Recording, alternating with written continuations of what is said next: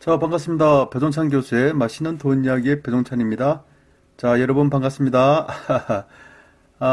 오늘의 강의 주제는 GTXA 투자 순위 1위부터 7위까지를 한번 선정해 보도록 하겠습니다. 먼저 그 화면을 보시면 여유로운 아침 함께하는 저녁이죠. GTX가 이제 착공을 한다라는 겁니다. 지금까지 이 서울 외곽에 있는 분들이 서울 쪽으로 출근하기가 굉장히 좀 어렵고 힘든 부분이 있었죠. 왜냐하면 거리가 너무 멀다 보니까 어떤 경우는 출퇴근 시간에 뭐 1시간 반, 2시간이 걸릴 수도 있는 거고 왕복으로 하게 되면 뭐 3시간, 4시간이지 않습니까? 이러한 문제점을 이제 해결하기 위해서 노력을 한다라고 볼 수가 있겠죠. 그래서 GTX-A 노선이 뚫리게 되면 도심 고속철도로 해서 시속이 최고 뭐 180까지 간다. 근데 뭐 평균적으로 보면 한 100km대 정도에 아마 운행을 하겠죠. 그러면 기존 지하철이나 전철에 비교해서 한 2.5배 내지 한 3배 정도로 더 빠르게 달리지 않나라고 생각하고 있습니다. 그래서 요 GTX-A가 개통이 되면 파주 운정역에서 서울역까지 약 20분 정도 소요가 되고 일산 킨텍스에서 서울역까지 약 16분 정도가 소요가 된다는 거죠. 그러면 여기 일산에서 서울역까지 오는 데가 지하철이 한 33개 역 정도가 되고 시간으로 따지면 약 80분 정도가 소요가 되죠. 여기에 또 기다리는 시간, 뭐 기타 등등으로 합치면 1시간 반 정도가 시간이 소요가 되지 않습니까? 저기 이제 킨텍스에서 저기 일산에서 서울역까지 이렇게 출근을 하려고 하면 1시간 반이에요. 1시간 반. 또 그렇다고 또 집에서 나오는 시간까지 포함하면 뭐 거의 뭐 2시간이지 않습니까? 그러면 왕복으로 한다고 그러면 3시간, 4시간이 된다는 얘기죠. 얼마나 힘들어요. 그래서 이런 부분을 출퇴근 시간을 단축시킨다는 거죠. 따라서 여유로운 아침이 되고 가족과 함께하는 저녁으로 이제 하겠다라는 게 목적입니다. 2018년 12월 달에 착공을 해서 2023년 12월 달에 개통 예정이니까 약 6 정도 소요가 된다라고 볼 수가 있고요. GTX-A 노선의 개요입니다. 여기 보시면 파주, 일산, 삼성, 동탄에서 총 80.0km에서 정거장이 10개가 만들어진다라고 생각하시면 될 것 같고요. 그 다음 화면으로 넘어가시면 GTX-A 노선 개요인데요. 구간경이라 해가지고 이렇게 쭉 나오지 않습니까? 근데 중요한 거는 맨 밑에 보세요. 2018년 12월 27일 착공식을 개최한다. 요게 포인트다. 이제 착공한다는 거예요. 기존까지만 하더라도 뉴스 이렇게 개발한다, 또 착공한다, 개통한다라는 뉴스를 했다면 핵심은 이제 착공을 시작했다라는 게 이제 핵심이 되겠죠. 그러면 GTX-A 노선과 이제 다른 지하철하고 연계되는 그런 교통망에 대해서 한번 확인을 해보면 먼저 맨 위에 있죠. 파주 운정역에서 이제 킨텍스역, 대곡역, 연신내역, 서울역, 삼성역, 수서역, 성남역, 용인역, 동탄역 식으로죠. 운정역에서 시작하고 그 다음에 킨텍스역, 다음에 대곡역이죠. 이 대곡역을 보면 3호선과 경의중앙선과 대곡 원시선이 연결되는 선입니다. 여기에다가 GTX-A 노선까지 이렇게 같이 이렇게 개통이 되면 이 대곡역 자체가 그 주변이 엄청나게 발전을 하겠죠. 따라서 이제 토지를 투자하는 입장이라고 한다면 요 운정역이나 킨텍스나 뭐 다른 역에 보다는 요 대곡역에 대해서 토지 투자에 관심을 가진다면 많이 오르지 않을까라고 생각하고 있고요. 다만 요 대곡역은 아직까지는 가보시면 이제 허벌판이지 않습니까? 일종의. 그래서 앞으로 뭐 요 GTX-A 노선이 완공이 되고 또 대곡 원시선이 이런 게 다 개통이 되고 요럴 경우에는 요 대곡역 자체가 굉장히 발전할 가능성이 높다라고 볼 수가 있겠습니다. 앞으로 한 8년에서 10년 뒤를 노린다면 토지 투자자 입장에서 요 라인으로 들어가시는 게 좋지 않을까라고 싶고요. 또 만약에 이제 제 뭐 3기 신도시나 또 제 4기 신도시나 요런 게 또 신도시가 생긴다라고 하면 요 대곡역 주변을 앞으로 생기지 않을까 그럴 가능성이 많겠죠. 왜냐하면 이제 GTX-A 노선에다가 3호선에다가 경의중앙선에다가 대곡 원시선까지 뚫린다면 요 라인이 어떻게 보면 좀 가격 상승을 많이 할 수 있는 라인이다라고 볼 수가 있겠습니다. 토지 투자하시는 분, 또 상가 건물, 또 상가 투자하시는 분들은 요 대곡역 쪽에 관심을 가지고 지금은 토지 쪽에만 관심 가지셔야죠. 한 5년이나 6년 정도 지나서 GTX역이 완공이 된다라고 하면 그때는 상가 건물 쪽으로 또 관심을 가지시고 또 그 인근 지역에 아파트가 조성이 되면 요 아파트도 관심을 가지셔야 되겠죠. 그 다음 대곡역 밑으로 보면 연신내역이라고 있죠. 요 역은 이제 3호선과 6호선이 있는데 요 라인에 GTX A 노선까지 된다고 하니까 요 연신내 쪽도 앞으로 투자성이 좋다라고 좋아진다라고 볼 수가 있겠죠. 다만 요 연신내 쪽 근방에 아파트가 많지가 않아요. 그죠? 그래서 요 연신내 쪽은 뭐 다세대 주택이나 빌라나 요런 그 단독 주택들이 좀 많다라고 볼 수가 있겠습니다. 이제 그 밑을 보시면 서울역입니다. 서울역. 뭐 이건 말 하나만 하죠. 1호선부터 4호선, 또 KTX, 또 이제 GTX B 노선. 여기다가 이제 GTX 이제 A 노선까지 이게 들어선다는 거니까 뭐 어떻게 보면 또 엄청나다라고 또 볼 수가 있겠죠. 그 다음에 이제 삼성역으로 보시면 2호선, 또 GTX C 노선, 그리고 위례 신사선, 그리고 GTX A 노선까지 된다고 하니까 이것도 엄청난 파급력이 있겠죠.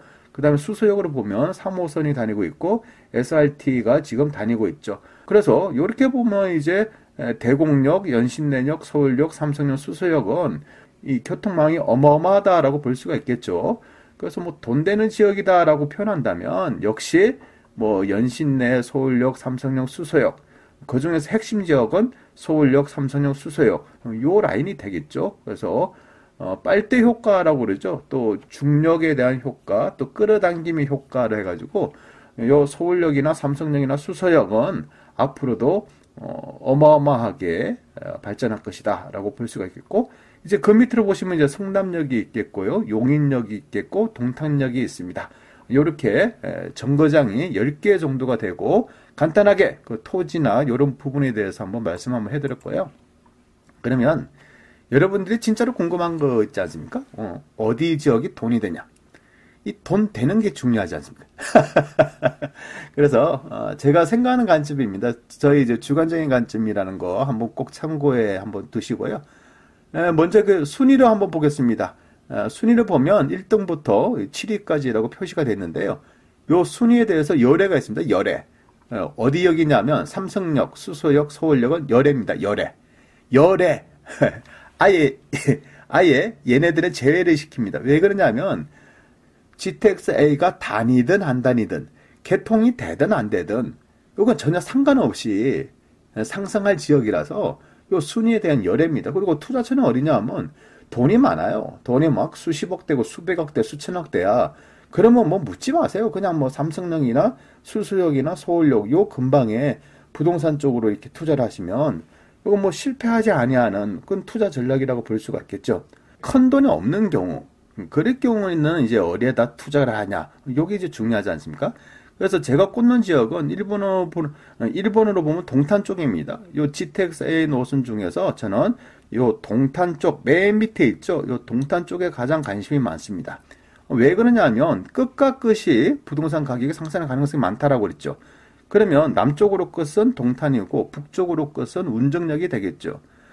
서울 수도권 인구가 약 2,500만이라 가정하고 나머지 지방의 인구가 약 뭐 2,600만이라 가정합시다. 그렇다면 우리 남쪽에 있는 즉 서울 수도권을 제외한 지역에 있는 사람들은 거의 대부분이 남쪽에 있지 않습니까? 서울의 남쪽에. 그러면 예를 들어서 이제 부산이나 광주나 대전이나 대구나 어디가 좀 가깝나요? 여기 운정역이 가깝습니까? 동탄역이 가깝습니까? 뭐 말씀드리나 마나죠. 당연히 이 동탄역이 가깝다고 볼 수가 있겠죠. 더 간단하게 말씀드리면 부산에서 동탄까지는 그나마 운전을 하고 갈만하죠. 근데 부산에서 일산을 지나서 파주 운정역까지 간다. 생각만 해도 힘들지 않나요? 여기를 가기 위해서 승용차로 운전하기 위해서 서울을 관통해야 되는데 이게 오죽 막힙니까? 그는 다 막히는 지역을 다 뚫고 가야 된다는 거. 아니 지하철로에서 막히지 않는 지하철로에서 일산역에서 이 서울역까지만 해도 1시간 20분이 걸리는데 이 막히는 자가용으로 타고 그까지를 가려면 서울역에서 그까지 가려면 일산이나 파주까지 가려면 얼마나 막히겠어요. 그런 식으로 따지면 서울 남쪽에 있는 대도시에 있는 사람들이 만약에 자녀분들이 서울로 강남으로 취업이 됐다라고 한다면 집을 구해야 되라고 하면 어디다 구하겠어요? 아버지 저 파주로 갑니다. 야 거기 너무 멀지 않아? 이렇게 되지 않을까요? 아버지 저 일산으로 갑니다. 아 거기 뭐 하는데 그래도 멀지 않아? 이렇게 하죠. 아버지 저 동탄으로 갑니다. 동탄? 그래? 요렇게 말이 나오는 거예요. 이게 말이 틀리는 거예요. 그리고 뭐 추석 연휴다. 아니면 또 구정 연휴다. 여름 휴가다. 라고 한다면 이제 내려와야 되잖아요. 고향으로. 그 내려올 때 거리 같은 것도 따져봐야죠. 파주에서 부산까지 내려갈 것이냐. 동탄에서 부산까지 내려갈 것이냐. 그런 의미로 본다면 저는 파주 운정보다는 오히려 동탄 쪽에 더 매력적이지 않을까라고 생각해서 이제 동탄이라 말을 했고요. 또 뭐 남북 통일이 어떻고 이렇게 또 말씀하시는 분이 계실 수 있어요. 네, 충분히 이해가 됩니다. 그 부분도. 하지만 그 통일이라는 게 뭐 10년 뒤에 될지 20년 뒤에 될지 여러분 세대의 통일이 될지 안 될지 이건 뭐 아무도 모르잖아요. 이제 그런 의미가 있다라고 볼 수가 있겠고요. 그 다음에 보면 이제 파주 운정역 정도가 좀 괜찮을 것 같고 요것도 마찬가지죠. 거리가 멀면 멀수록 요 GTX가 뚫림으로써 효과적이다라고 볼 수가 있겠죠. 그리고 이제 킨텍스역, 일산 킨텍스역이 되겠고요. 그 다음에 이제 대곡역인데요. 대곡역은 앞서 제가 말씀드렸죠. 이 대곡역은 앞으로 한 10년 뒤 미래 가치가 굉장할 것이다. 이렇게 볼 수가 있겠고, 그 다음에는 용인지역이 될 수 있겠죠. 왜냐하면 동탄에서 위로 가니까 용인지역이고, 그 다음에는 이제 연신내 지역이 될 수 있겠고, 그 다음에 따지면 이제 성남지역이 될 수 있겠죠. 성남에서 GTX 뚫는다 해서 이 GTX를 타고 삼성역까지 가겠어요? 물론 갈 수도 있겠지만은, 뭐 이렇게 뭐 기존에 있는 전철을 더 이용하지 않을까 싶고요. 오히려 요 성남은 요 GTX-A 노선보다는 월교, 판교선 요 라인으로 인해 가지고 오히려 더 부동산 가격이 상승하지 않을까라고 생각하고 있습니다. 그래서 제가 생각하는 기준 하에서 1등은 동탄, 2등은 운정, 3등은 킨텍스, 4등은 대곡, 5등은 용인, 6등은 연신내, 7등은 성남이라 볼 수 있고요. 이제 토지로 따진다면 뭐 당연히 뭐 1등은 대곡역이 되겠죠. 이렇게 분석을 한번 드리고 순위에 열애된 지역은 삼성역, 수서역, 서울역은 요거 뭐 순위를 매길 수가 없어요. 요거는 최우선 순위다. 그러면 지금 들어가도 되나요? 라고 이렇게 여쭤보시는 분이 계시는데 요걸 뭐 지난번 강의 속에 이제 말씀해드린 부분이에요. 과거에는 부동산 개발 뉴스에 이제 오르고 다음에는 착공할 때 오르고 완공할 때 오르는데 요즘은 좀 트렌드가 많이 바뀌었죠. 정보라는 게 모두 다 알 수 있는 시기가 되는 바람에 이제 개발 뉴스하고 착공할 때 같이 올라갑니다. 이거 하나의 묶음입니다. 묶음이 올라가고 완공할 때 올라가고 완공 이후에 올라가는데 요 GTX-A 라인에 투자를 하기 이전에 먼저 시기적으로 한번 봐야죠. 지금 시기가 어떤 시기인지 부동산 상승 시기인지 아니면 부동산 하락 시기인지 한번 염두에 두시고 그 다음에 GTX가 뭐 오늘 공사해가지고 뭐 한 다음 달에 완공되는 건 아니잖아요. 긴 시간, 즉 짧으면 5년이고요. 길면 뭐 7년 정도가 소요될 수가 있겠죠. 그래서 이 시기적 투자 관점하고 또 시간적 투자 관점 이런 부분을 염두에 두시고 투자에 임하시면 좋을 것 같습니다. 날씨가 굉장히 춥습니다. 다들 뭐 감기 조심하시고요. 뭐니 해도 건강이 최고다. 이상까지 배동찬 교수의 맛있는 도움 이야기였습니다. 건강하세요.